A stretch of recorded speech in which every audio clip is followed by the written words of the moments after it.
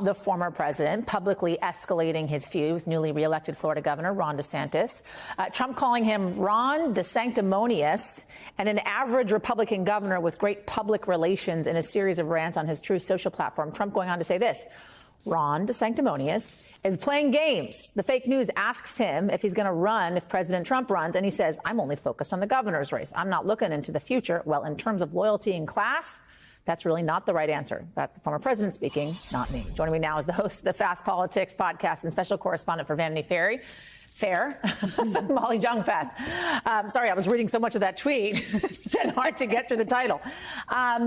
Let's first talk about just kind of how badly kind of Trump-backed candidates actually turned out to do. That was not the narrative heading into this election. And yet here we are today.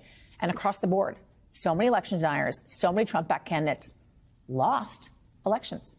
I think the pundit industrial complex did not give these voters the credit that they deserve, right? They did not like these people. They rejected Blake Masters. They rejected so many of these election deniers. We still don't know what's going to happen in Arizona or Nevada. But it really was, the American people said they don't want crazy. They want, normal, boring candidate. Do you think it's because oftentimes folks like the former president are the loudest voices in the room, right? Highlighting kind of some of these conspiratorial views that so many of his followers have. It just seems as if that's how the Republican Party is trending, and that makes folks overlook what's actually happening in this country, a rejection of that way. I think that's it. I also think our polling was polling has been off now in 2016, 2018, 2020, 2022. I just think that we get a little bit of information and try to extrapolate.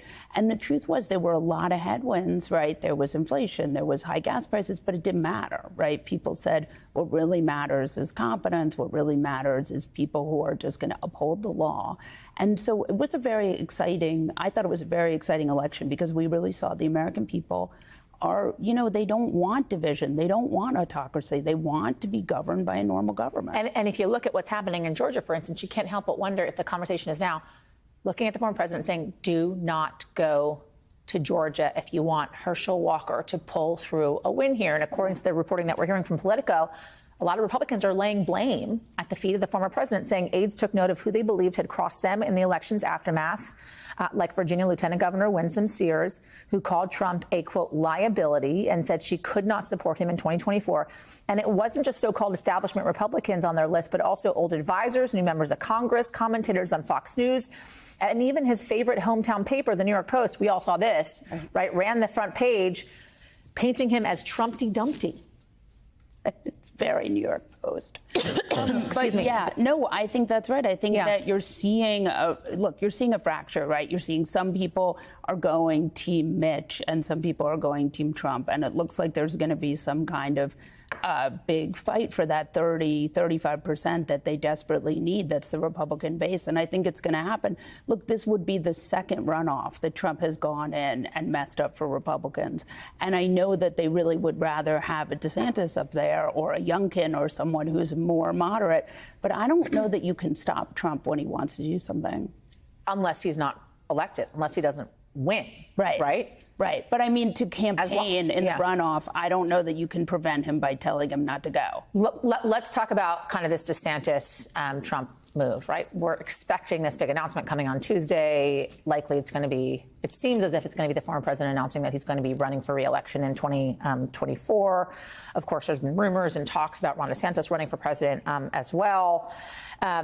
This is from Politico again. I think that Ron is very clearly living rent-free in the former president's head. A Georgia-based strategist, Stephen Lawson, said that, who was communications director for DeSantis' successful 2018 run for governor. Ron has not said a single word. And they think smartly that Tuesday's huge win allows him to just keep talking about his record without having to acknowledge Trump. Yeah, I think Trump is going to announce. I mean, it seems like he's going to announce. Stefanik already endorsed him. And so I think she probably knows what's going to happen. Yeah. He's going to announce. It's going to be, I don't know I mean, I think it'll be sort of a war between him and DeSantis, but you're already seeing in most of the reporting that, like, the donors, the advisors would rather have DeSantis because they think he's more of an electable candidate. Yeah. But I don't know that you can stop Trump from running. Yeah. We'll see.